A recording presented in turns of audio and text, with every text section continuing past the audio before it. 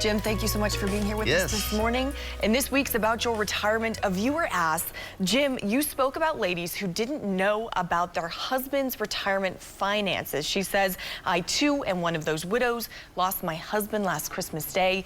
She says, this has also left me in a lonely state and I have almost become a hermit in my home. Before this goes any deeper, what do you suggest I do? Well, it's a great question, Augusta. It's a very important question because death of a spouse normally would lead somebody into being lonely, of course. It depends on the support group they have, how much family, friends, church friends, and all. But we always say on this show for years, you don't want to let loneliness overcome you because it's a stepping stone to depression. Depression gets very serious in a person's life, and so one of the things that you can always do is seek counseling. And there are some great therapists that can help you with grieving, that can help you with loneliness issues, and there's medications that will help you to get over the hump. So always remember that counseling's not a bad thing, and it doesn't mean you're crazy. It just means you need some assistance by a professional. But we do have 3 suggestions to help combat loneliness that we want to share with our viewers today. And the first one is keep busy. And you need to start every day with something you enjoy doing.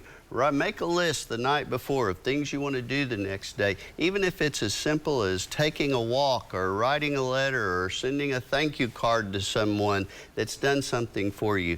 Just keep busy. And I love this quote, and I can't remember who made it, but I've been repeating it on this show for a dozen years now, and it is, the happiest person I've ever met is the busiest person I ever met. And so I think that's a great goal for people to have. The second thing is to involve yourself. Become involved with your church group, especially clubs, community affairs. There's so many things that you can volunteer to do. You can volunteer to be a driver for RSVP that I've talked about on this program before. The third thing is to help others. And sometimes you can combat loneliness by helping someone else who is lonely. And so if you get involved with groups where there's other people, then you can help others by doing that. I truly believe that we serve God by serving others. And so what we want to do is encourage everybody now to get busy and become one of those happiest people that are the busiest people. Okay. So get out there and do it, right? So get out there and do it, of course. And then mental health care is so important. Absolutely. Access counseling, access the medication if you need that. Right. And don't get too deep into depression. All right, don't forget, you can get more retirement advice on Jim's other show. Watch Baby Boomers in action every weekend on News 9 and News 9 Plus.